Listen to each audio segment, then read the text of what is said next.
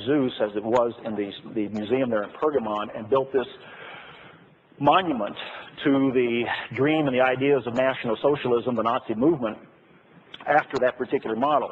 It's interesting how the same spirit inspires through architecture ideas and perpetuates those, and how they were manifested, especially during that time in the 30s and 40s, and the result upon the world was quite fascinating.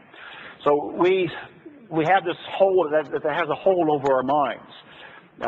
Historically, many of you lived through those days, and the rest of us, in a sense, study it vicariously and try to understand. And in the church, we study it and try to understand not just for the past, but certain things that we might pick up as we look ahead and trying to understand how the same mind works to continue this deception upon the world, and will one day inhabit a final political, religious union that is going to astound the world, as we see from various places within the book of Revelation, that will involve the miracle-working acts of a religious leader that will cause the world to wonder at a figure called the Beast, who will have the political power and for a short period of time create a situation that is ahead of us that will be a time of tribulation and trouble, as Christ said, such as the world has never seen.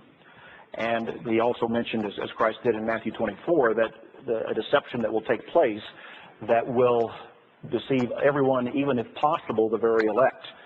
And so for those of us that are in God's church with a calling, with a unique revelation and understanding in our time and place, we've got to keep these things in mind as well.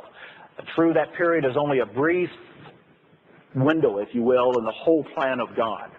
3 years, 3.5 years, whatever that time will eventually stretch out to be prior to Christ's return, known as the tribulation and all of those events. It is rather brief in comparison to the whole purpose and plan of God. But it is a passage through which this world must yet traverse before we get to the kingdom of God. And there are warnings from the Scriptures for the church, for the world, to understand and to act upon. And so it is important, I think, for us to recognize in the totality the message to the church in the book of Revelation, and for us to make sure that we hear what is said to us. As verse 17 of Revelation 2 says, "He who has an ear, let him hear what the Spirit says to the churches.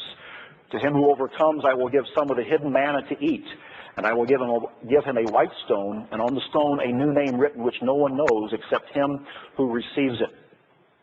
And so that knowledge, that understanding is ours to have, to hold, to cling to, and to make sure that we never, ever compromise in our calling and in our life. If there's one thought that I can leave with you in this, never compromise. We will go out from this seminar, from this time and place here today, we go back into our lives, and we all have challenges. But perhaps at the heart of the message to the church at Pergamos, as well as to God's people at all times, is to not ever compromise. Never, never to compromise with idolatry, with false knowledge and false understanding, but to hold fast and firm to the clear, pure knowledge of revelation and truth that God has given to us. So that's what we endeavor to do with our publications, all of our publications in God's church, and especially as we focus in on world news and prophecy in this particular publication and this and all the other seminars that we conduct.